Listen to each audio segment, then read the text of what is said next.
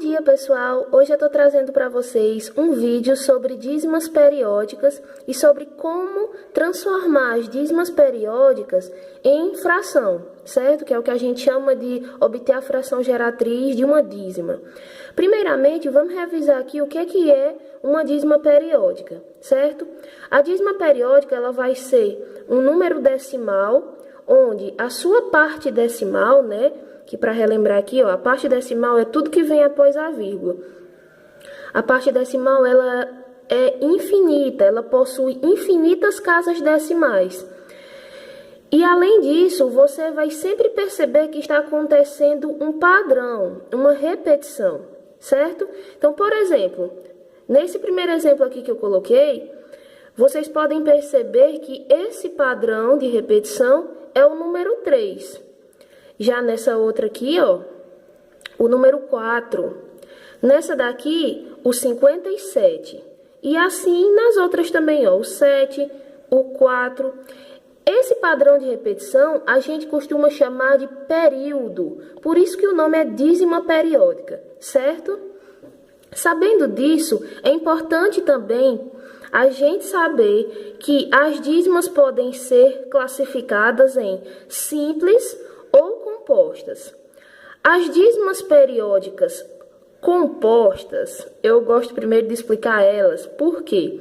Porque olha só, depois da vírgula, a gente percebe que existe um número, seja de um algarismo, ou de 2, ou de mais de 2, não importa. Importa que aparece sempre um número, onde esse número não faz parte do período, certo? Então, por exemplo, aqui eu tenho 2,8777, aqui eu tenho 8,51444. Então, percebam que, nesse caso aqui, o 8, ele não faz parte da minha repetição, ele não faz parte do meu período. Então, essas dízimas que apresentam esse número, né, de um algarismo, de 2, enfim, elas são chamadas de dízimas periódicas compostas. E as que não apresentam isso, elas são chamadas de dízimas periódicas simples. Lembrando que esse valor que aparece aqui, que não faz parte da repetição após a vírgula, ele é chamado de anteperíodo, certo? Isso vai ser importante na hora que a gente queira obter a fração geratriz. Tudo entendido? Então, vamos lá. Então, agora a gente vai aprender a como obter a fração geratriz de uma dízima como essa aqui, por exemplo, 1,3555. Tem muitas maneiras da gente obter a fração geratriz de uma dízima, mas uma maneira muito prática que eu costumo ensinar em sala de aula, que eu acho que é rápido e é um método que serve para qualquer tipo de dízima periódica, de uma maneira fácil e prática, é esse método aqui que eu vou explicar para vocês. Vamos lá. A gente vai chamar de I a parte inteira do meu número decimal. Lembrando que a parte inteira é o que aparece antes da vírgula, nesse caso, o número 1. O anteperíodo a gente já conheceu, quando eu estava explicando para vocês anteriormente. Então, nesse caso aqui, eu vou chamar de A, meu anteperíodo, e ele vai valer 3. E o meu período, que a gente viu que é o que se repete, a gente chama de P, e ele, nesse caso, vale 5. Pronto. Ah, André, não vai colocar 5, 5, 5? Não, pessoal. A gente só coloca o que está se repetindo. A gente não precisa colocar as repetições em si, certo? E agora vem a fórmula. Pensem sempre nisso. IAP menos IA. A gente vai colocar esses algarismos aí, referentes ao I, que é a parte que vem antes da vírgula, o A, que é o que aparece antecedendo o período nas dízimas compostas, e o P, que é a nossa repetição, certo? A gente vai colocar eles justapostos, a gente não vai fazer nenhuma operação aqui entre o I, o A e o P. Vamos ver aqui. Quem é o I? 1. Quem é o A? 3. Quem é o P? 5. 135 menos, quem é o I? 1 e o A é 3. Tudo isso sobre, agora vem a segunda parte e última, né? Olhando aqui primeiramente para o P, que é o meu período, quantos algarismos estão aparecendo aqui?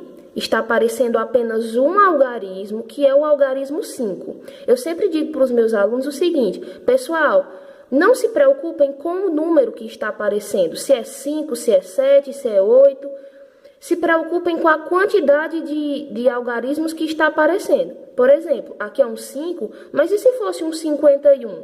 Seriam 2 algarismos, o 5 e o 1. Então, nesse caso, só está aparecendo um algarismo.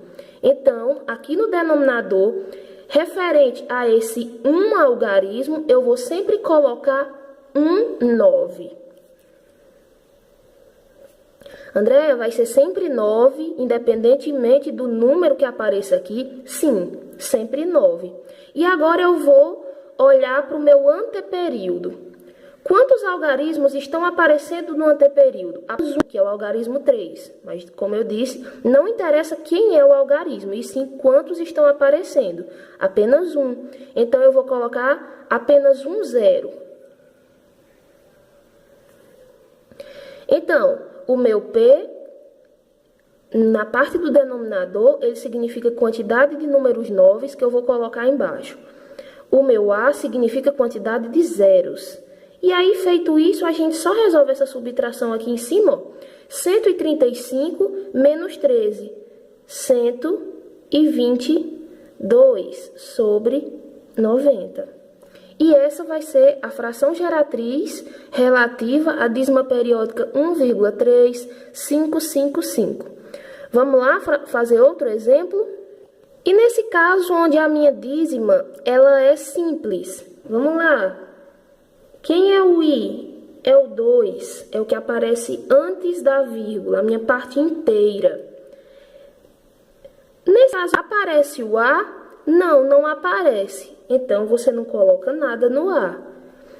Geralmente, as pessoas confundem não colocar nada com colocar 0. Não, a gente não coloca nada. Se colocar 0, vai mudar sim.